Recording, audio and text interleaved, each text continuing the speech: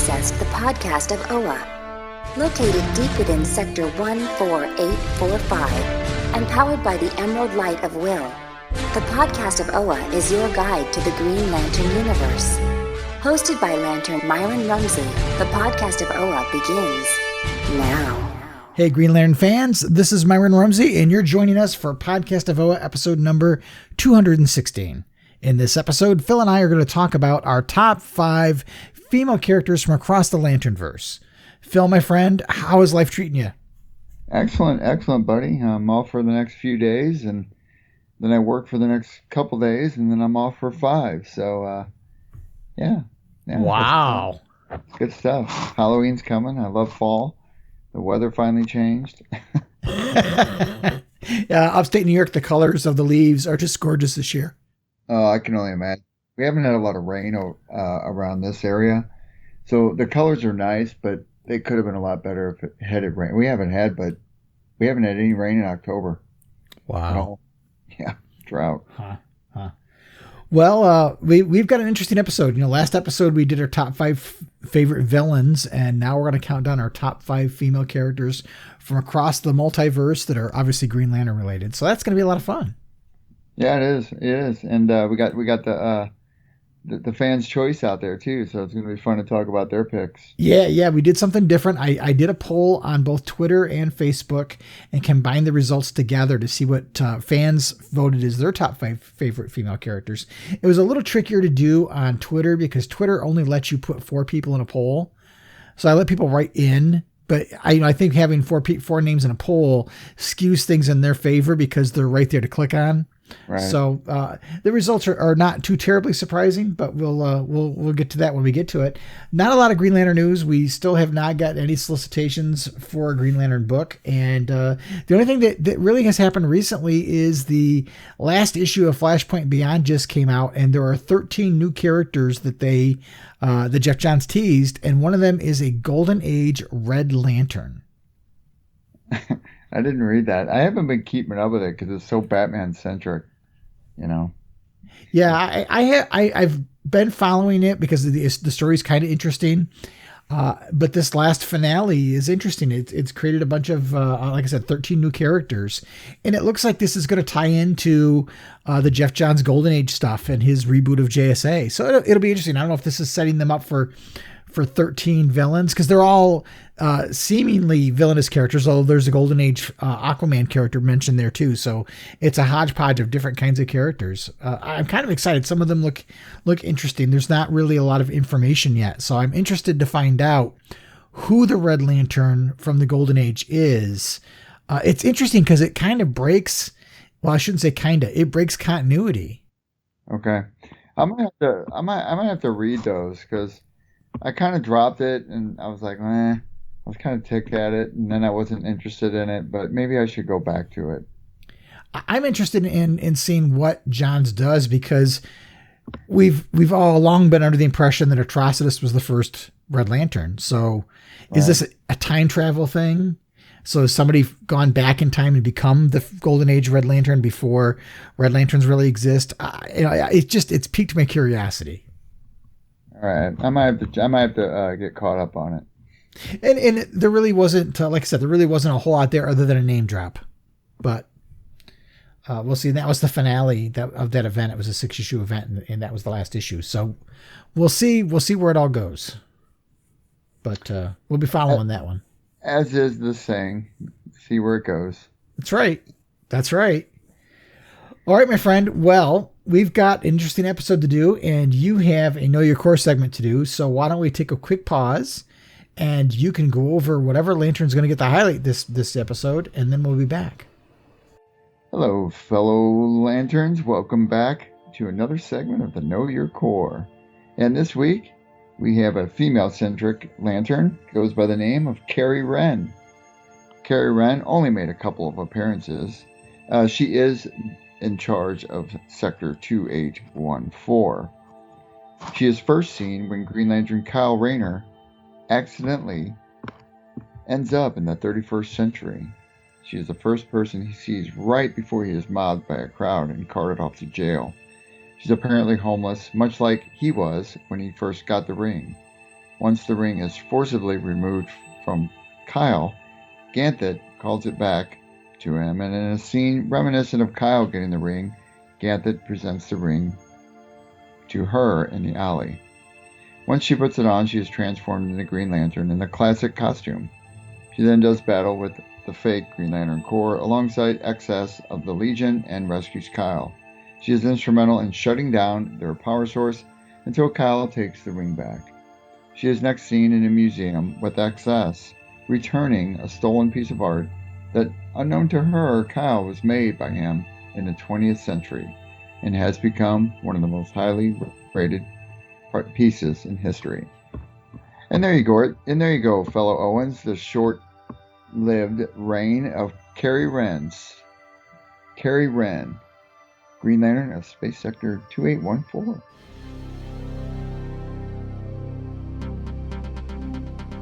What up, dweebs? This is Guy Gardner. You're listening to the podcast of OA. All right, Phil. So we're going to count down our top 5 favorite female characters from the Lanternverse. And this could be from any version of Green Lantern, whether it's the movies, anybody in the multiverse. Doesn't matter. It doesn't have to be a Green Lantern character. It can be a Red Lantern, Orange Lantern. I mean, not that we have any female Orange Lanterns, but, you know, it could be anybody. It could be anybody from across the multiverse. Okay. And I found this, every time we do one of these, I find it to be a great challenge because it really focuses on a subset of the characters. Sometimes it's easy when you've got such a broad pick, but then when you narrow it down and say, boy, these are really close together. I just found it to be a lot of fun. I had a good time doing it, but to be quite honest with you, I knew my top ones right off the bat when we first started talking about doing it, and then outside of that, it was only one that I was questionable about. But I mean, it was easy for me to make a list of 5, but trying to sort them in order, that's where I found myself challenged a bit. Yeah, it's always tough. I did learn something about it after the whole process, and I'll get to that when we get to our top 5. Cool. Well, why don't we start out with we've got the fan favorites number 5 and so on.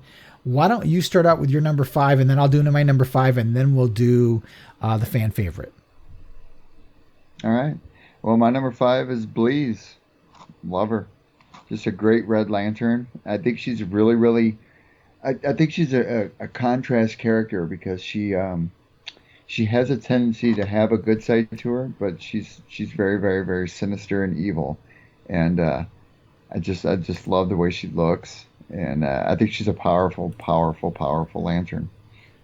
Well, it's funny because number 5 for me is also Bleez. Created by Jeff Johns and Shane Davis. First appearance was in Final Crisis Rage of the Red Lanterns number 1 from 2008. Bleez was really kind of an interesting character because in the beginning you kind of wanted to hate her because she was so narcissistic and so arrogant, and she treated people so badly. And then she becomes a victim, and then you turn around and you feel really sorry for her, and you feel her rage because of how she was treated by the Sinestro Corps during the Sinestro Corps War. And so when she becomes a Red Lantern, you really are like, yeah, go back and get your retaliation, because it was so horrendous. I just thought it was such a neat turn. Yeah, how she's drawn and her figure. It's really cool. As a matter of fact, I was talking to on Twitter Dee from down in Australia, one of our listeners, and her and I went back and forth, and I was talking to her about a Bleez costume because she does all those cosplays, and she was a little worried about how it presented itself because she does a lot of kid-friendly and family-friendly events, and she didn't want it to be hypersexual or over-sexualized for the female, and I get it. So she was actually contemplating doing some alterations to it to make it more. You know what she could do is she could do the Green Lantern animated series version of Bleez. That's a good point. I didn't think about that at the time. That's a long time ago. I think her and I were talking about that. Yeah, I just think what they did with her wings and how the bat wings kind of come up with the bones and such. It's such a cool design. And yeah, there is a problem with the sexuality sometimes if you're looking for something that's more family friendly, especially there were like when Ed Bannister were there for a while in Red Lanterns, and everything was a shot from behind, Right. But I just felt like that character was just so strongly written. Again, originally I wanted to hate that character when she first came, because she was like everything you think about the female stereotype of someone who knows they're beautiful and what have you, and uses that to mistreat people and abusing her position of power and authority.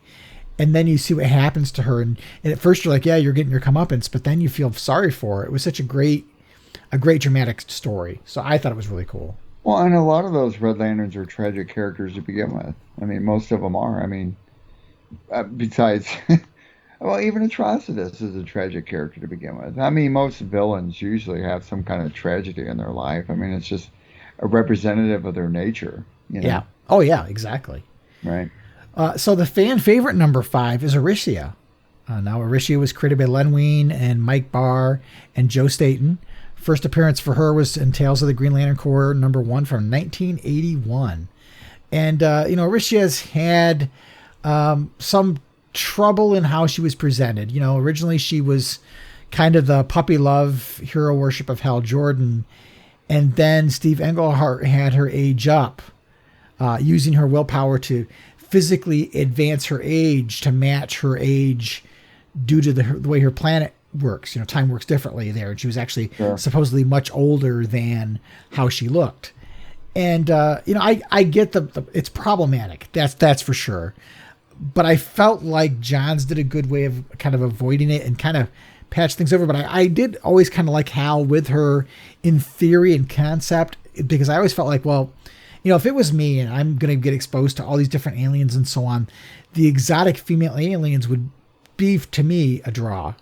Mm-hmm. And for someone who's going to be away from Earth for so long, as much as Hal loved Carol Ferris or loves Carol Ferris, as you and I talked about in the episode we did about Carol Ferris, back in episode 205, when we did a whole episode on the Carol Ferris-Hal Jordan relationship, she wasn't necessarily the best thing for Hal at the time. So it was interesting to see a different dynamic, and I can definitely see Hal falling for someone who he probably would have spent more time with, working side by side with in space, than a human woman. So to me, it was interesting.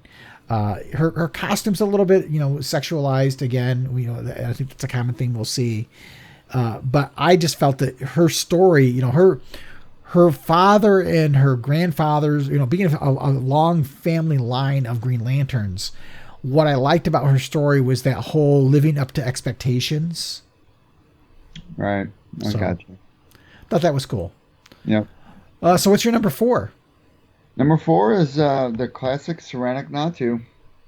Yeah, I mean, she's just probably one of the strongest females. Probably, I think she's underrepresented completely. I think they don't do her any justice. She had her strong points, during Blackest Night, Sinestro Corps War, and thereafter for a while. But I'm sad they don't do more with her. Another female character that could be a good representation for females. I mean, she can be utilized in all kinds of fashions. She doesn't even have to be evil. Yeah, and we did a whole episode on Saranac Natu. Yeah. Episode 212, just a few episodes ago. And yeah, I've always felt Saranac Natu was one of the strongest, if not the strongest, female character of the Jeff Johns era and forward. I just felt like her story about being a doctor on a planet that felt that Green Lanterns were nothing. I mean, were nothing but horrendous abusers of power because of Sinestro, and then finding out after getting in the ring and having to deal with her culture turning their back on her and her trying to prove them wrong, and then finding out Sinestro's her father was such a cool turn.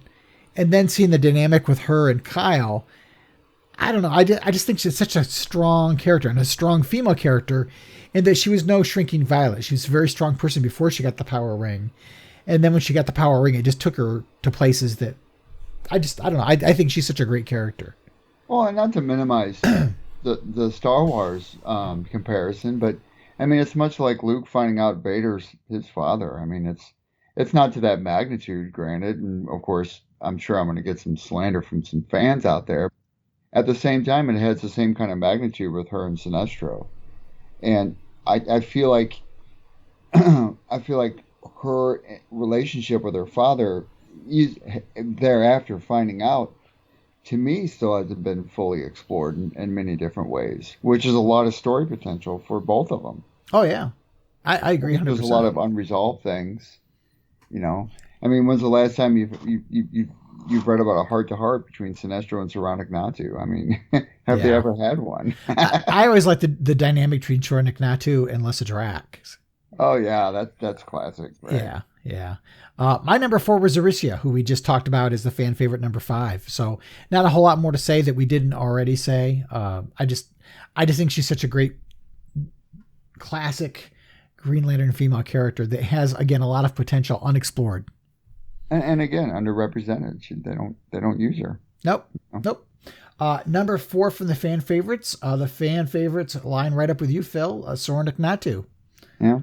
Can't go wrong. Now, do you like Sornik Natu better as a Green Lantern or as a Yellow Lantern? I would like to see her. I'd like to see her as a Blue Lantern. I think it'd be a good exploration for her character if she was to switch sides. I mean, because to be quite honest with you, I feel like her having and her relationship with her father and the whole Yellow Lantern Corps and her backstory with her planet carries a lot of weight, right? And at the same time, that also conversely carries a counterweight when she comes to her being a Green Lantern. So I think there's a potential there for a story to develop where she searches for what she truly believes in, and I think with her gaining the Ring of Hope would give her maybe a different kind of look at where she's been from both of those two worlds.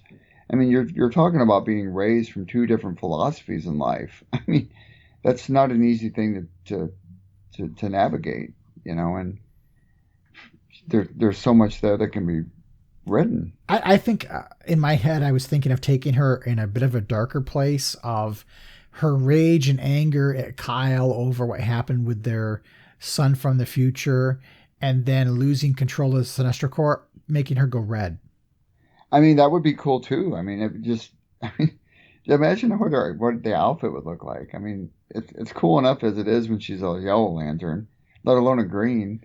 Imagine a red. I mean, there's so much there. Oh yeah. Yeah. So, all right, my friend, what's your number 3 choice? Number 3, I'm going to go with Jessica Cruz. Yeah, still one of my top female lanterns. Always will be. I mean, since day one, since she was teased. Another character created by Jeff Johns. So, I know we've talked about Jessica on and off. What do you find about Jessica that makes her one of your top 5? Well, I like early Jessica. I like the flawed character in her and her navigating her emotions and her navigating her anxieties and her fears and not so much overcoming them, but learning to live with them and develop because of them. I thought that was really good. And we talked about a lot with her pair up with Simon, which I don't think was her strongest point. I didn't much care for her in Odyssey. I didn't like her writing in there. I didn't think the writer really knew her character very well. But now you're starting to see many, many different, incarnations of her, with, the little kids show and stuff. I mean, the the funny little toy that came with the Happy Meals. There's just so many different Jessica Cruzes now, but that means she's becoming popular, right? I mean, she's becoming a more prominent character in the comic books too. So, but I like early Jessica, and I'd like to see her lead a different corps, but I'd also like to see her explore a different emotional spectrum too. I think there's a lot of potential for her in the Yellow Lantern Corps. Yeah. But I agree with you. I like she didn't make my top 5, but I like her, and I think I've said it before in the show, I like her more as Power Ring than I do as a Lantern. Yeah, I have to agree with that. And for me, it's just because, I think that character represents a lot for people that deal with mental health issues and some of the things that she deals with. And I think, I see that admiration for the character that represents them. But as someone who doesn't necessarily deal with that, I felt her as Power Ring would have helped me understand people who deal with those challenges, because the Power Ring would be the voice that we don't get to hear. Well, and not only that, the Power Ring voice in itself always contradicted her and always tried to get her to be afraid or be anxious. Exactly. To me, that was the voice of it. You could use the Ring of Volthum that she had. You could use that voice to represent so that we that don't live with it could understand it better, because that voice represents what we don't know. Well, it's that dark, thing harping in your ear, or some people put it, they have an angel and the devil sitting on each shoulder, whispering in your ear. I just have two devils. Yeah, pretty much. I think I have a devil, so that's me whispering in your ear. My number 3 is Soren Ignatu. I'm like right behind you guys. Soren Ignatu for me. Like I said, I think she's one of the strongest, if not the strongest, modern character in the bunch. But I won't add any more to that because we've kind of already discussed her. The fan favorite number 3 is Jade. Jenny Lynn Hayden, created by Roy Thomas and Jerry Ordway. First appearance was in 1983 in All-Star Squadron number 25. I'm not surprised about that. And plus the television show she's on, isn't she on? She's on Stargirl. Stargirl. I haven't watched any of that yet. I think I should. Maybe I should. I am quite enjoying that show. It took me a little bit in the very beginning because some of the characters were just kind of stereotypes, and it seemed like a very juvenile approach to some point, but it's gotten better as it goes on. And I'm not saying the first season was bad, because it wasn't bad. It wasn't what I was looking for. But it's, to me, become a very, very strong show. I'm enjoying the 3rd season right now. I'm not caught up with all the episodes. I'm a few behind. I kind of hope they get a 4th, but from what I understand, they're writing it as though the 3rd has a very good ending. So if it doesn't go further, you could just say it ends there. But seeing the connections to the classic JSA and seeing some of the flashbacks to the JSA when it happens is really fascinating. And seeing a younger generation trying to adapt to some of I don't want to spoil it because you haven't watched it, but getting them trying to adapt to getting exposed to some of the superhero environment and so on. Yeah, some of the responsibilities behind it, the power sets, seeing some of the characters that are trying to blend into modern society is very interesting. And I think if I have one criticism, Solomon Grundy looks awful, but that's just me. No, I watched season 1. I haven't got it because it's season 2 now, right? Season 3. Oh well, crap! I'm waiting. And I think she gets a lot of, the reason why she's so well revered is because of the run she had with Kyle during the 90s. She became an important character with Kyle, and some people are like, they can't forgive him for what she did. I'm not sure exactly what it is she did, because I wasn't reading it during that time frame, but it must be that she ditched Kyle is my guess, or something bad happened. I'm not sure. But she's a neat character because she ties right back to the JSA and the Golden Age. And even though Alan Scott is not connected to the Green Lantern Corps directly, she has very much Green Lantern-like powers. The thing about it is, at this point, the true fan's going to know that Alan Scott's not connected to the Green Lantern Corps. But at one point, do you cross that fine line where you just automatically just say, he's the forerunner of the Green Lantern Corps, or he's part of it, and that's just the end of the story. You know what I mean? Yeah. And I wonder if that's ever going to happen in the comic books or whatnot. So I just pulled up her backstory a little bit, and the big thing with her is that she and Kyle were a couple, and she was off in space with him, and she decided she wanted to go back to Earth. And when she got back to Earth, she cheated on him with another man and ended the relationship afterwards. Terrible. Terrible. Well, that's sad. cheated on him. Poor Kyle. Poor Kyle, man. He always gets the crap, doesn't he? Doesn't get in any books, hardly ever. Doesn't appear in anything. He gets all the rings. He got all the rings. I guess that counts. He was Ion.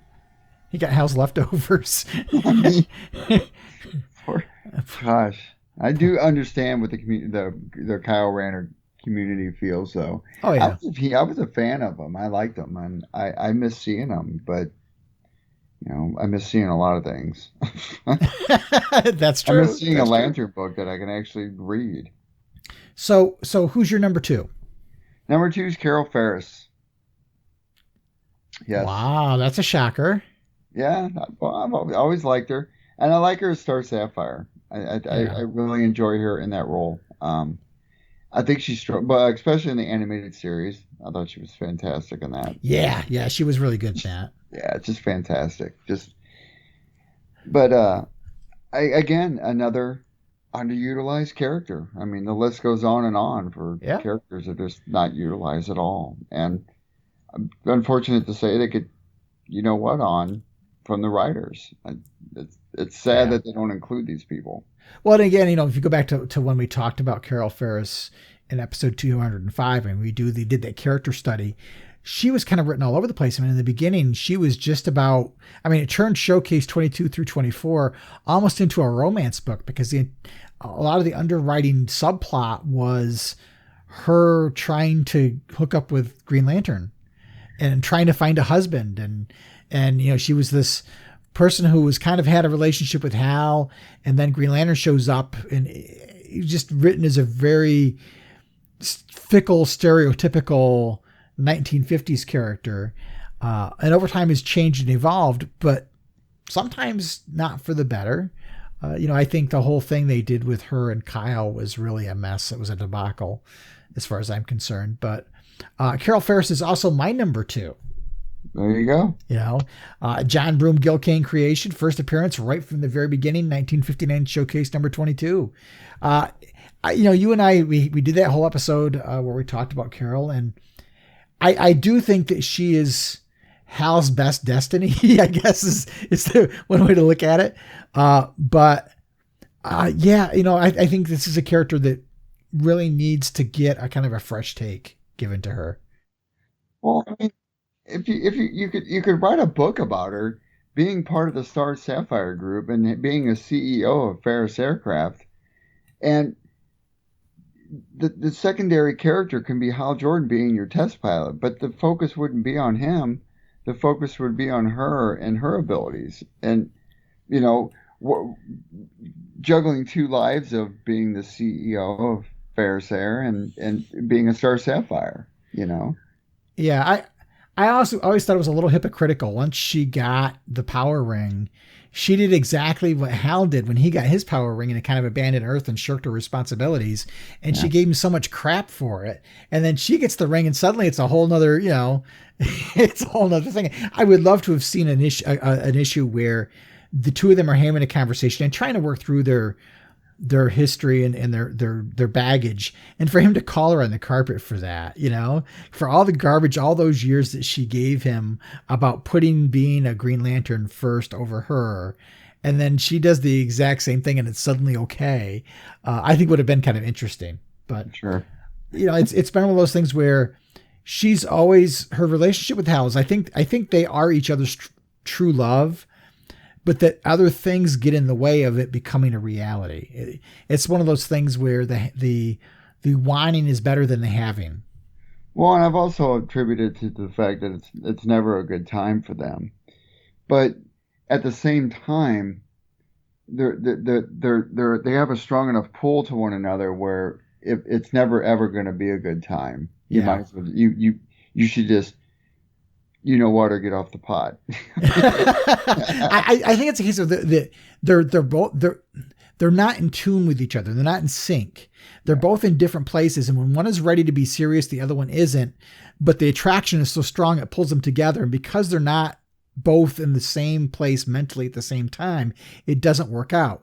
And then it flips around the other way, and one is ready to be serious and the other one isn't. And the same thing happens all over again. And they just can't get themselves in an emotional synchronization to want the same thing at the same time. Right. So I think our listeners are like, oh my gosh, if Carol Ferris is their number 2, who in the heck is their number 1? But before we get to our number 1s, the fan favorite number 2 is Jessica Cruz. So she scored a little higher for the general fan than for either one of us. Not terribly surprising. She's got a lot of fans for various reasons. And like, as you said, she's appeared in a number of different things outside of comics. I think there's a little bit of a struggle to give her a stable identity, in that, again, we see different versions of her every time she pops up. And I felt like in Super Pets, now I haven't watched Super Pets, but I felt like they really kind of took the character and morphed her into something different to make her fit whatever they wanted. I still have, well, we have HBO Max anyway, and I was always going to watch it, and I asked Clark, I was like, hey, you want to watch Super Pets? No.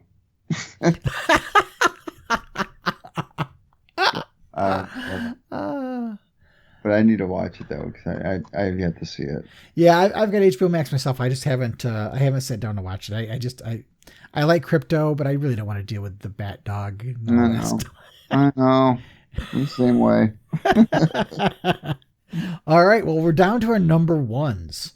Gosh, let me see if I can guess your number 1. Let's see. Your number 5 was Aricia.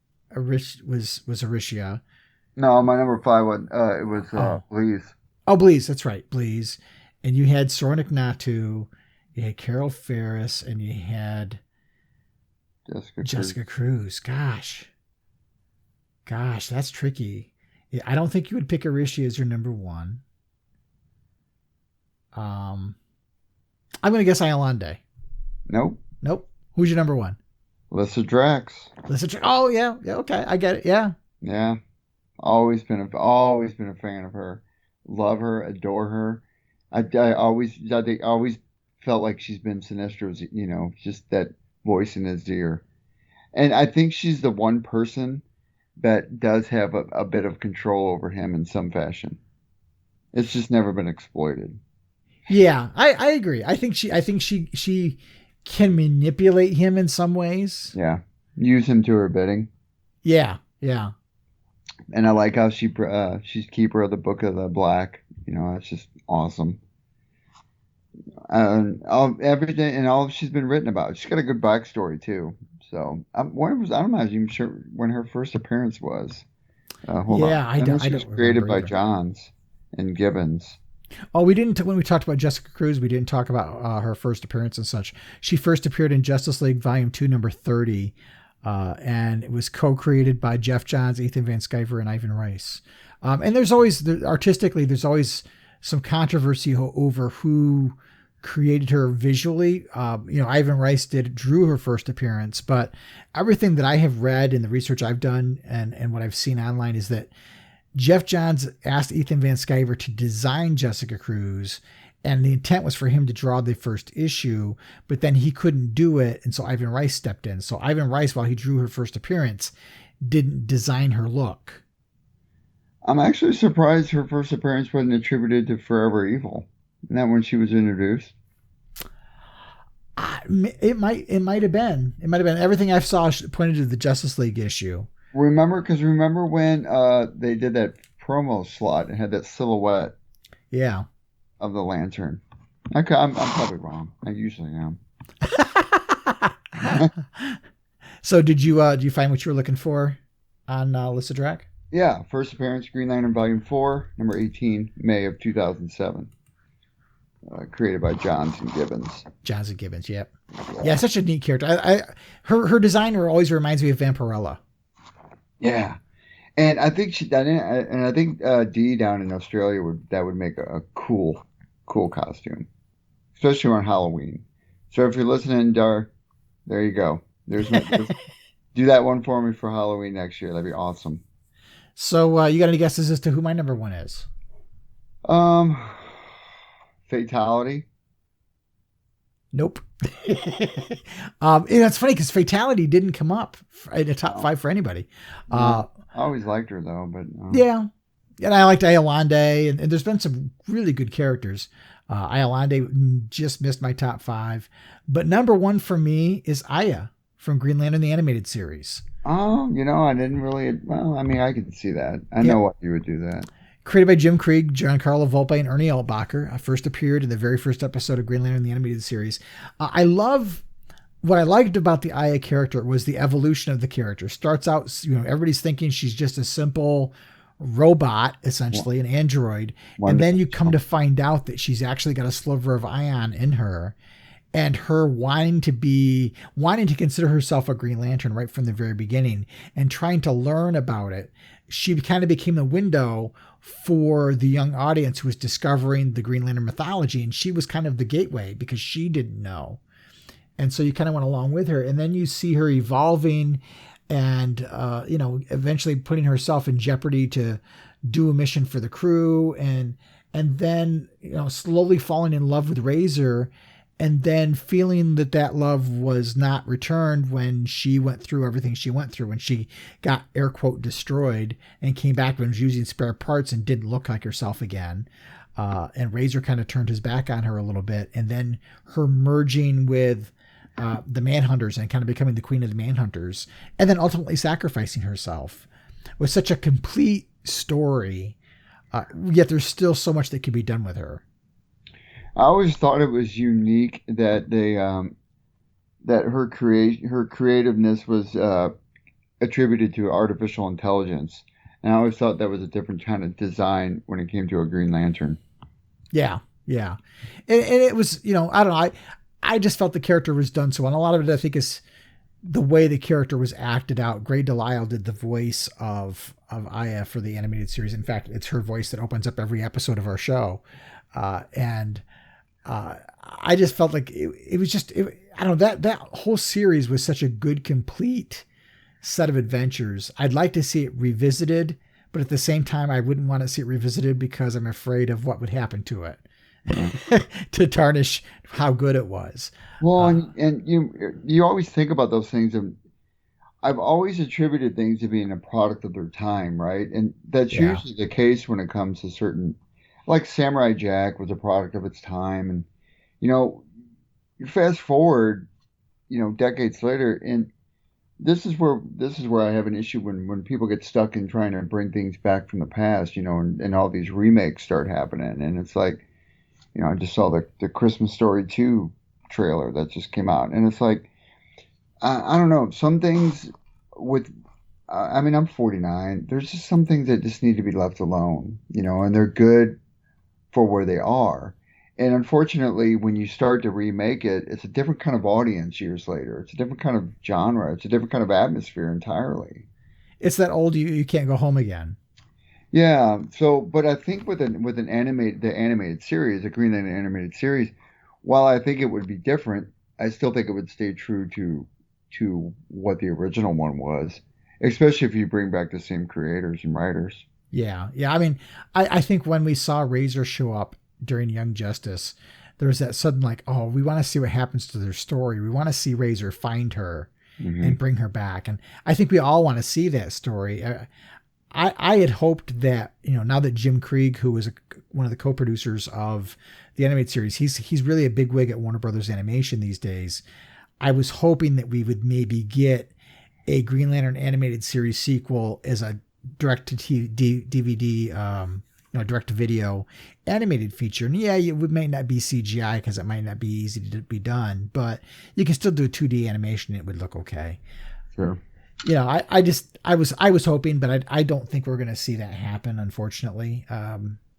It's unfortunately one of those stories that deserves another chapter, but it doesn't sound like we're going to get it. So anyway, no surprise, the number one fan favorite is Carol Ferris, and she's got the longest history of any of them, so it's really no surprise. Yeah, and that's a tell, right? There's your barometer right there. So now granted, this poll isn't some kind of major poll when it comes to the voting process, but at the same time, it's still a temperature to read when it comes to one of your popular characters, which is Carol Ferris, which, ironically enough, isn't even around in the comic books at all. The last time we seen her was back in the Morrison run, and that was only appearance, and for all intents and purposes, there wasn't even Carol Ferris. Right. I honestly, this might sound bad, But I like the versions we've gotten of Carol Ferris in animation better than what we've gotten in the comics. In quite a while. You know, I loved how she was portrayed in New Frontier. I loved how she was portrayed in the animated series. And some of the appearances that she's had have been kind of small in some of the animated movies.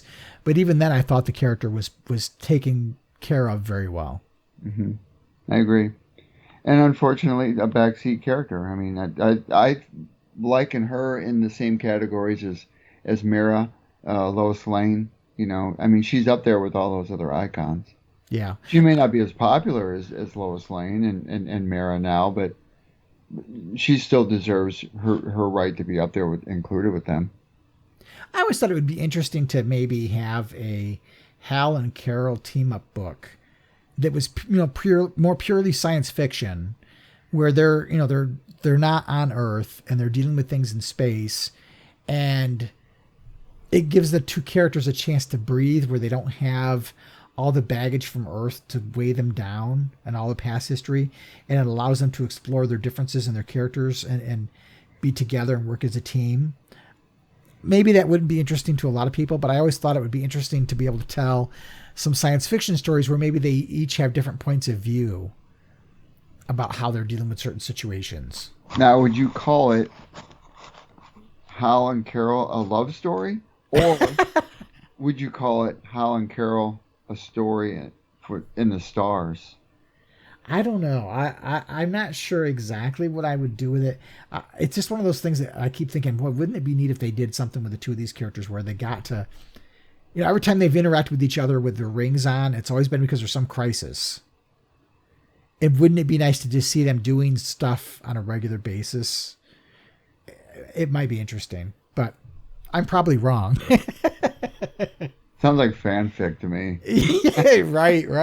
It'd be like my fanfic. I'd like to see a comic book with Lois Lane and Carol Ferris together. I mean, that will never happen in my lifetime ever. But so I might just have to resort to fanfic.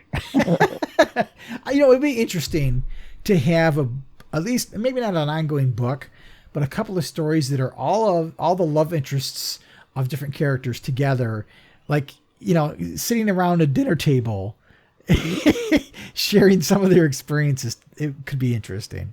Like Girls' Night Out. Yeah. You could throw in Iris West. Yeah, there you go. And, and Black Canary, throw her in. Yeah, throw her in there. I guess you'd have put Selena Kyle in there, huh? Yeah, if you got to have a bat slant, yeah, supposedly. Why was I the one to bring that up? Yeah, right. You brought it up, man. But this has been fun. Mm-hmm. I like doing these top fives. I mean, they're fun. They're fun fillers to do. But I will say that I still miss reading a book. Yeah. I'm hoping that when January announcements come out, maybe we'll get something. I don't know. We'll see. The wait's just like. But then again, you know, like I said, I haven't been reading a lot of the comic books lately. I'm still, my brain's still in the realm. I'm in the book 2 of the original series now. Oh, of the Game of Thrones? Yeah, I've already read World of Ice and Fire. I've already read Fire and Blood. I've already read Night of the Seven Kingdoms. I read a book about the Tyrion Lannister. I mean, I've read a lot of stuff. I've even ordered. I just now got my the Feast of Fire and Ice, which is the cookbook from the realm.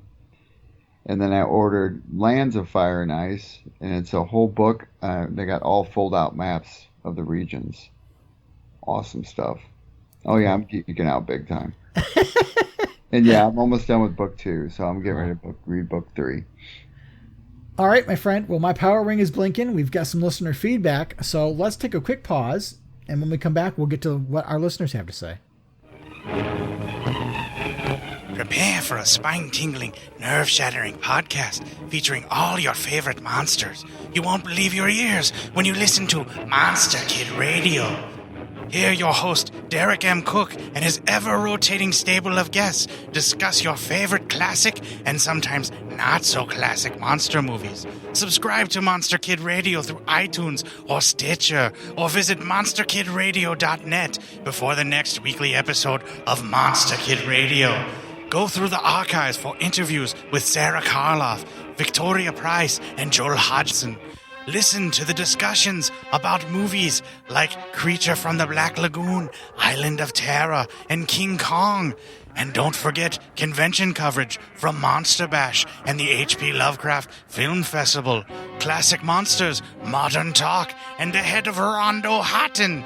Only on Monster Kids Radio.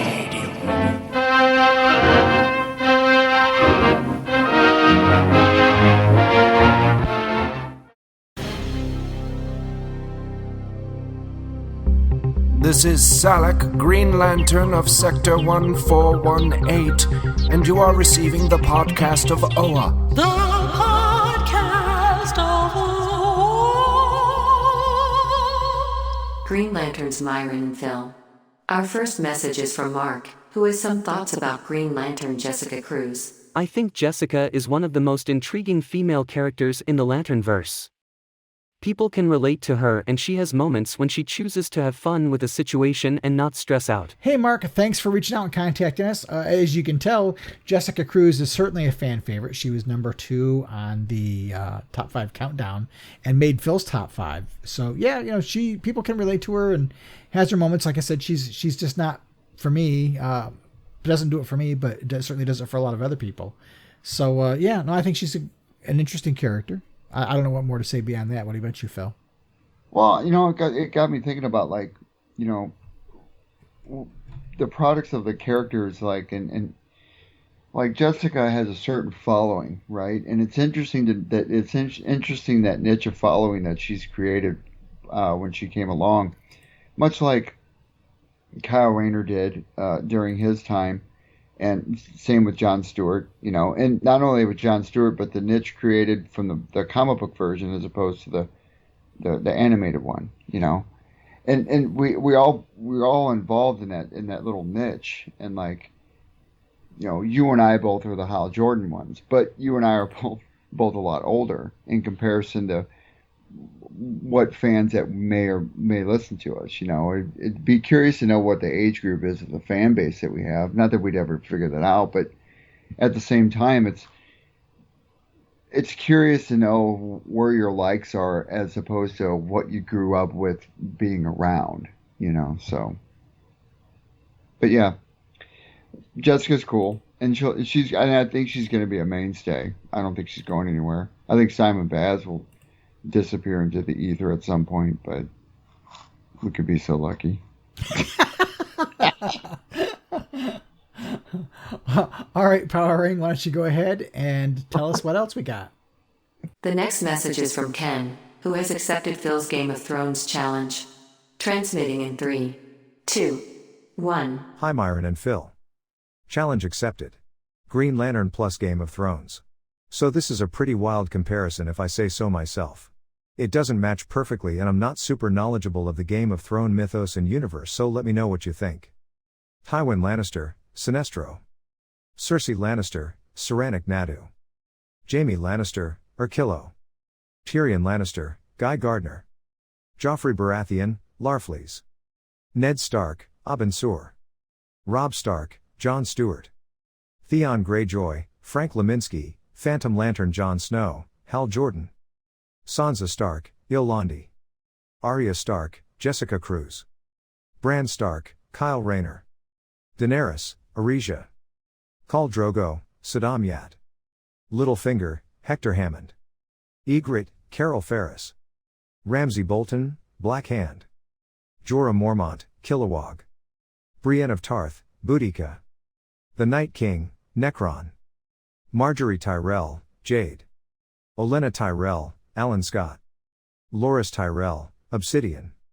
Thank you always for a great show, and let me know if you're ever inviting guests. I would love to talk to you guys about Green Lantern. Well, Ken, we asked for it and you gave it to us. I can't really comment on Game of Thrones because I've neither watched the show or read the books. So I don't have a point of reference. But Phil, I know, as you've already mentioned, you're heavy into Game of Thrones. So yeah. This is all you, bud. Yeah. So, there's a lot of them on here, and you did a good job, Ken, with what you said about, a wild comparison because there's some of them on here that I was like, okay, well, I wouldn't have thought about that, but and I don't want to get too heavily into the list because I know I couldn't speak for the majority of our fan base whether they listen to Game of Thrones or not. You know what I mean? But I do like some of the main characters, and I'm sure you have Cersei Lannister with Saronic Natu, and I will pinpoint that one because I think those are two very different types of females at being protagonists. Only because Cersei is very, very, very, very sinister, and Saronic Natu is the complete opposite of that. She's not sinister in her nature. Is she the daughter of Tywin? Yeah. So maybe that's why, because he's got Sinestro as Tywin. So and that makes sense, and yeah. and that's kind of how I read it when you put it on there. Look at me getting all Games of Thrones-y. It is. you just trumped mine, but I could see where you drew that parallel. Only because Cersei is one of my least favorite characters in the Game of Thrones series. Jaime Lannister has been my favorite. Jaime Lannister with the Game of Thrones, but my new favorite is Daemon Targaryen. I mean, that dude is amazing. But that being said, Joffrey Baratheon is Larfleeze. I mean, I started giggling just because of the greed of Joffrey Baratheon. You know, he likes to eat, and he's sloppy. He's a larger man. He's greedy. He wants things his way. You know. But I really love the ingenuity you went into this. Littlefinger as Hector Hammond was like, that made me laugh. That made me laugh. And when you had Sodom Yacht, which is one of my favorite Green Lanterns, is Khal Drogo. That's good stuff. But, you know, I appreciate everything you did going into this. And you put a lot of thought into this. You really did. And you know your stuff, too. I'm curious to know if you're watching House of the Dragon now. I feel like I should be involved in a podcast for Game of Thrones these days. Well, maybe you and Ken should start one. There you go. That sounded kind of bitter, Myron. I would never do that to you. All right. Well, thanks everybody for reaching out to us. Power Ring, why don't you go ahead and tell everybody how they can be a part of the show? You can become a part of the show by leaving a message up to 1 minute long on our voicemail line. Call us at 406-POD-OA. That's 406-763-6362. You can also email us at podcast@blogofoa.com. We'd love to hear from you.